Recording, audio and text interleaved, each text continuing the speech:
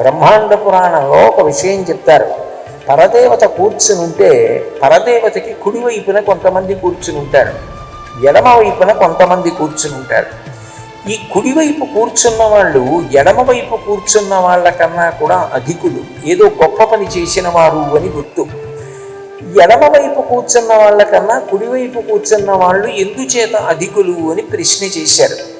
ఎడమవైపు కూర్చున్న వాళ్ళు తక్కువ వారేం కాదు, వాళ్ళందరూ తల్లిదండ్రుల్ని గౌరవించిన వాళ్ళు, గొప్ప తపస్సు చేసిన వాళ్ళు, యజ్ఞయాగాది క్రతువులు చేసిన వారు.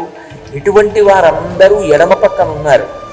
ఎవరు గోవులను పెంచారో, ఎవరు గోవులను పోషించారో, ఎవరు గోవులను కాపాడారో, గోవులకు నియమంగా ప్రదక్షిణం చేశారో, గోసేవ చేసి గోవుల పట్ల భక్తితో బ్రతికారో వాళ్ళు పరదేవతకి కుడివైపు కూర్చుని ఉంటారు. అంటే గోసేవ చేయడం, గోదానం చేయడం ఎంత గొప్పదో మనకి తెలుస్తుంది.